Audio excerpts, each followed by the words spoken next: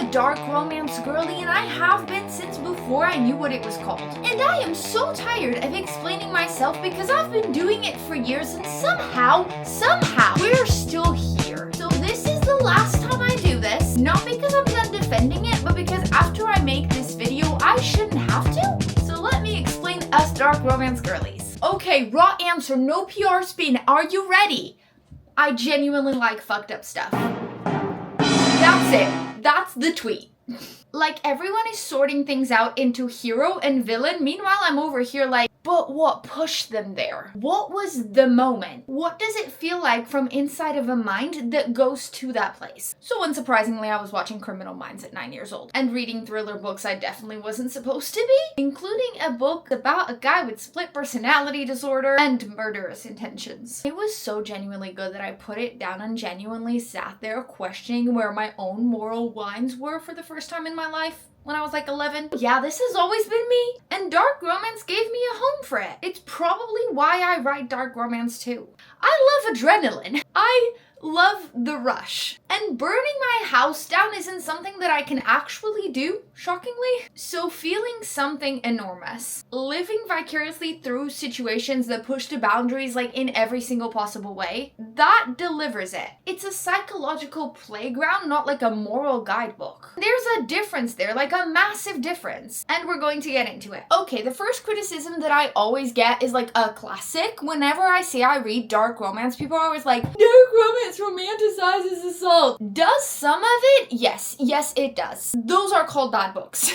And there are bad books in every category. I don't eat one bad meal and declare all food disgusting. But what true good dark romance does is it gives you a character with like 20 layers of messed up and then it sits in it. It doesn't excuse it, it explores it. There's a difference between a book that goes, he did this horrible thing and here is the full psychological weight of that and here's what it costs everyone involved and here is a genuine arc, and a book that goes, he did this horrible thing, but he's hot though, isn't he? Like, that should be pretty clear to me where the difference lies, but if it doesn't, let's talk specific books like Royals of Forsythia. It is extremely dark. Dubious consent is in the trigger warnings. It is genuinely graphic, and it has one of the most real arcs and redemption and consequences that I've ever read. That is such a good dark romance, in my personal opinion. Whereas Driving My Obsession by Lauren Beale, he drugs and assaults an unconscious woman, stalks her, harms innocent people, and the justification is, and I'm not joking here, my mummy hurt me. There's no arc, there's no cost, just a romantic hero. That's not dark romance, that's bad writing hiding behind shock value. And calling it a romance is wrong and should honestly just be illegal. There's no romance or love in that situation. So if all of the dark romance you read fits into that second category, that's a you didn't do the research problem, which is a you problem, not a me problem. Oh, and this one thing people say genuinely makes my blood boil every single time. Oh, you like reading about stalkers? You must secretly want somebody to stalk you. You must want that in real life. Okay, first of all, my dark romance reading friends, the most insane, deeply invested people I know that are obsessed with dark romance are practically the most cautious, content-forward people I know. They are not out here hoping somebody climbs in through their window. And it is like funny, like genuinely funny when somebody says, you must want this in real life. Because I myself am about as close to a nun as you can get. One singular boyfriend in my 20-something years on this earth. So, you know, we're reading. We're not doing anything. But then it stops being funny when I sit with it for a second. Because the assumption that reading something means you want it, that logic gets weaponized and we need to talk about that. Because here's what actually scares me about this conversation, and it's not the books, it's the logic. I'm afraid sometimes, and I'ma say it plainly, I'm afraid that a casual post or just making a video like this talking about something that I love could be misread as an invitation.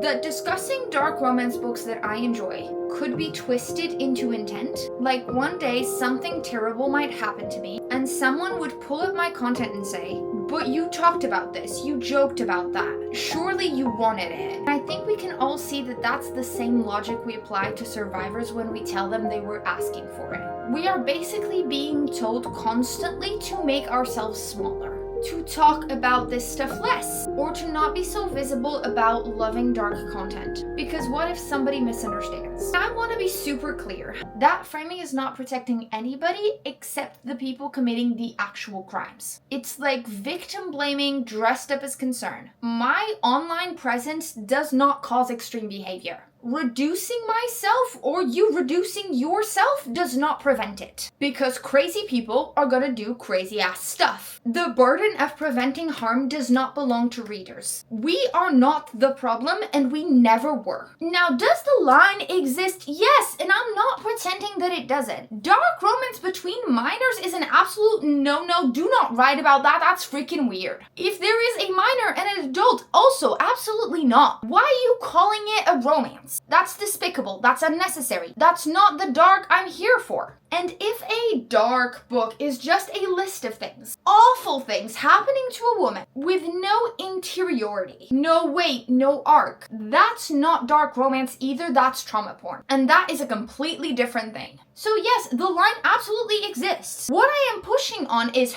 who people blame when dark content reaches the wrong hands. They point at readers every single goddamn time when they should be pointing it at the publishers. As in the people who are looking at these books professionally and deciding what gets put on a shelf, what gets marketed as such, what gets tagged as certain content, what gets marketing budget behind this. Best example I can give you is a book called Sibylline. It was published by J.P. Putnam and Sons, which is part of Penguin Random House, which is obviously a major publisher, and Sibylline is marketed to 12 to 18-year-olds. It contains a graphic, non-consensual threesome involving a dying, unconscious character. Let me just say that again. A threesome in detail in a book marketed to 12-year-olds. There's no content warning. The age rating clearly makes no freaking sense, but there's nothing. Silence. Traditional publishing failed there spectacularally. And you know what I'm gonna say? Guess who labels their content correctly? Fanfiction writers. They do it for free. They do it on the internet. AO3 tags will tell you exactly what you're getting in for before you even read a single goddamn word. You get to choose not to read or choose to go in fully informed. That's how it works.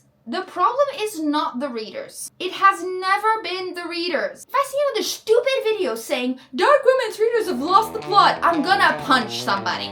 Dark romance readers are not broken. We're not confused about what's real. We're not secretly hoping somebody stalks us or worse. We are people who want to feel everything on purpose. Who would rather read something deranged than another sanitized love story that's so terrified of offending anyone that it doesn't dare to feel anything at all?